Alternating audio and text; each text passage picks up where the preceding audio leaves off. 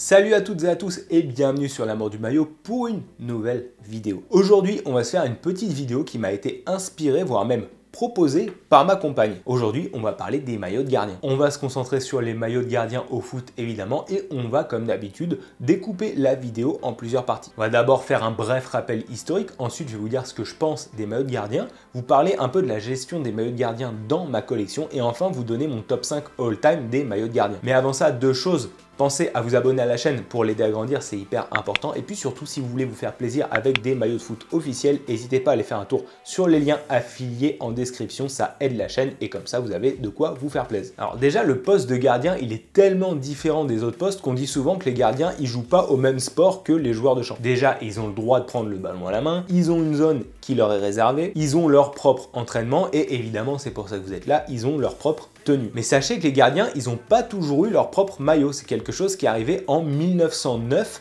pour aider les arbitres à les distinguer sur le terrain. Avant ça, les gardiens, ils portaient les mêmes tenues que les joueurs de champ. C'est d'ailleurs pour moi l'occasion de vous montrer deux maillots de hockey puisque c'est quelque chose qui a été conservé en hockey sur glace. Vous voyez, ça c'est un maillot de joueur de champ des années 2000 du Canada et ça a été porté par le gardien Martin Brodeur, légende du hockey canadien. Et ça, c'est un maillot réplica des Canadiens de Montréal. C'est le maillot à l'époque de Christo Huet. C'est la réplique évidemment. Et c'était un maillot porté par les joueurs de champ. Et au début, les gardiens, ils portaient pas des chemises comme les joueurs, mais plutôt des pulls, notamment à col roulé. Parce que comme ils bougeaient moins sur le terrain que les joueurs, fallait forcément avoir quelque chose qui les réchauffait un petit peu. Pendant longtemps, le maillot de gardien, il est un petit peu délaissé, on va pas se mentir, même si c'est encore un peu le cas aujourd'hui. Et c'est vraiment que dans les années 80 que les gardiens commencent un peu à porter des couleurs vives. On se souvient notamment du maillot d'Ettori à la Coupe du Monde 82. Dans les années 90, les maillots de gardien, ils deviennent de plus en plus flashy.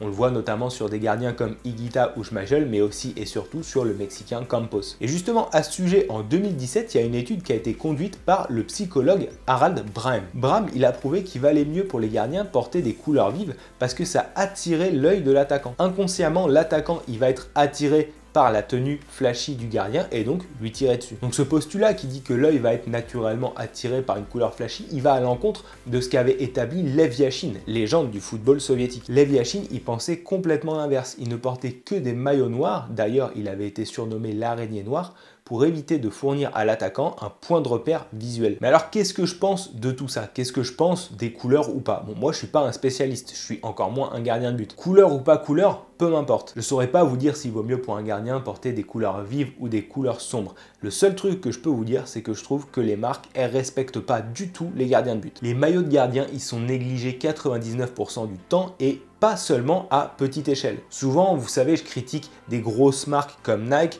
pour leur traitement des petites équipes parce qu'ils leur fournissent des maillots catalogue. Mais pour les gardiens, même si c'est des gardiens internationaux, ils ont tous des maillots qui ressemblent à rien. Ils se retrouvent tous avec le même maillot catalogue avec des couleurs un petit peu pâles, on dirait des maillots Kipsta dégueulasses, ou juste le logo de l'équipe échangé en fonction de la sélection. Les gardiens, ils se retrouvent toujours avec des maillots infâmes, des maillots template dont les couleurs sont à peine changées en fait. Et malheureusement, ça finit souvent en maillots typiques qu'on retrouve dans les box mystères ou dans les magasins outlet pour 20 €. Vous savez, le genre de maillot qui traîne sur un cintre pendant 2 ans en taille double XL là. Pour moi, le maillot de gardien idéal, un petit peu comme le maillot third ou comme le maillot extérieur, ce serait un maillot qui reprendrait les couleurs de l'équipe et qui serait réadapté. Bien souvent, pour moi, le maillot parfait, il devrait reprendre les couleurs du maillot domicile et juste être inversé. Et à défaut d'avoir un beau maillot spécifique aux gardiens, j'estime que les clubs et les sélections devraient faire en sorte de faire porter à leurs gardiens, dans la mesure du possible et des couleurs de l'autre équipe, le maillot extérieur s'il joue à domicile ou le maillot domicile s'il joue à l'extérieur. C'est quelque chose que Brice Samba a pris l'habitude de faire à Lens par exemple. Des fois il a des maillots de gardien, mais des fois il porte les maillots extérieurs quand ça joue à Bollaert. Ça se voit aussi ailleurs, hein. Par exemple à Malherbe, Briou il avait l'habitude de porter le maillot extérieur quand on jouait à Dornano. Et ça m'amène justement à ma collection à moi. Est-ce que j'ai des maillots de gardien dans ma collection? Des maillots de gardien dans ma collecte, j'en ai eu un bon paquet, notamment des maillots de la France et des maillots de Caen à l'époque où je me faisais une obsession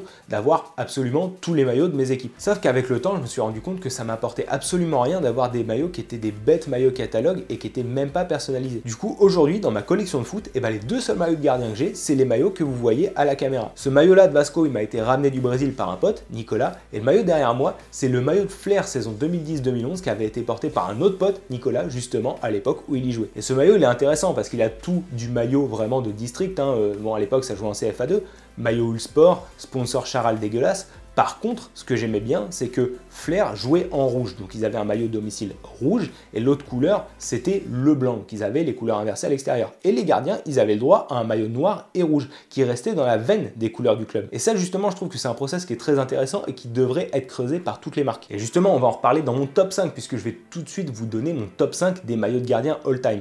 Alors, pas vraiment des maillots de gardien all-time, mais plutôt des maillots de gardien de mon all-time, depuis que je suis né, du moins depuis que je suis le foot. Je vais vous donner les 5 maillots qui m'ont le plus marqué, les 5 maillots de gardien qui m'ont le plus marqué en tant que fan de football. Vous verrez, il n'y en a pas beaucoup, parce qu'en vrai, à part ce top 5 là, peut-être que je vais aller en chercher un ou deux ailleurs, mais je me suis fixé comme règle de ne pas prendre un maillot extérieur et de vraiment prendre un maillot conçu pour les gardiens. Bon, pour commencer, comment ne pas évoquer le roi des maillots de gardien, Jérémy Janot. Lui, il avait tout compris. C'était un joueur singulier à un poste singulier et quand il jouait à Saint-Etienne, il était équipé par un équipementier singulier. Et ça, il en a profité. Il a collaboré avec Duharig, l'équipementier local de Saint-Etienne, pour se faire des maillots plus que personnalisés. Il s'est carrément fait des costumes de carnaval. On se souvient notamment du maillot Spider-Man. Quand ils étaient venus jouer à Dornano en 2004-2005, il avait porté un maillot du type des bouteilles de cola rose et bleu. Là, franchement, c'était un maillot qui était assez ouf. Et il a même continué avec Adidas, puisque en tant que fan de rugby notamment, il s'est fait faire des maillots par Adidas qui étaient inspirés des maillots de la marque en rugby. Alors dans ce mini-top, on va parler deux fois d'un gardien de légende,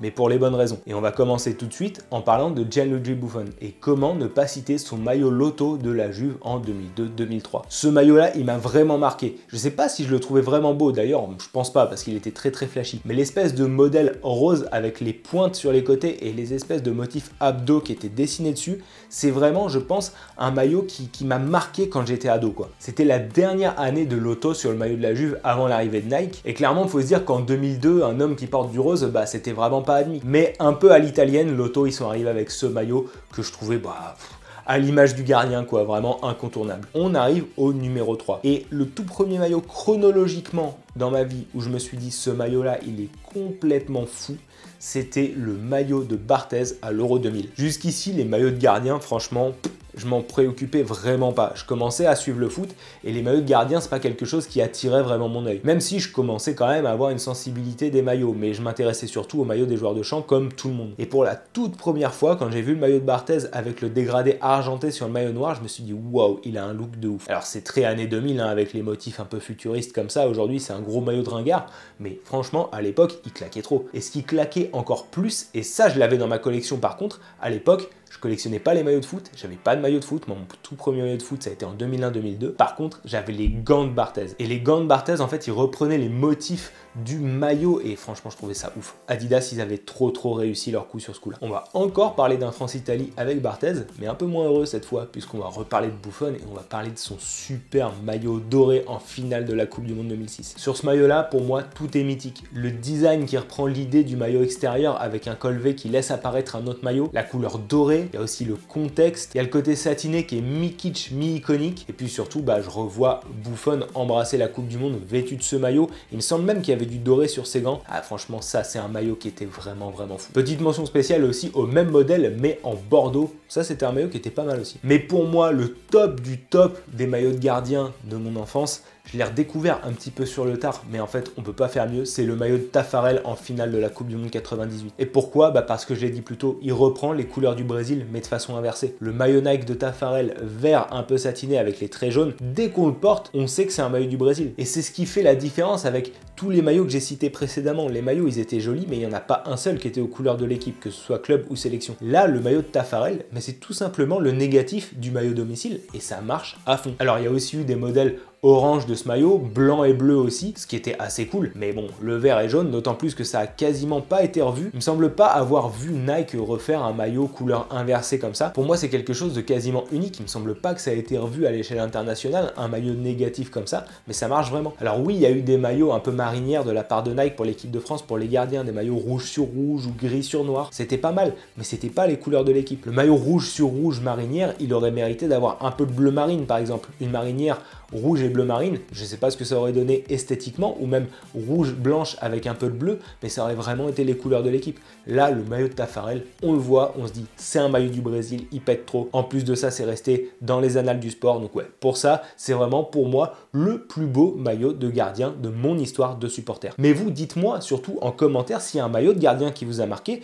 Dites-moi ce que vous faites comme définition du maillot de gardien, ça m'intéresse de lire. Je vais vous lire et je vous répondrai surtout dans le respect si vous me donnez votre avis. Encore une fois, pensez à vous abonner à la chaîne, c'est hyper important. Mettez un pouce bleu pour aider la vidéo à être mieux référencée, la cloche si vous voulez être notifié de l'apparition des prochaines vidéos. Nous, on se retrouve très vite pour reparler de maillot.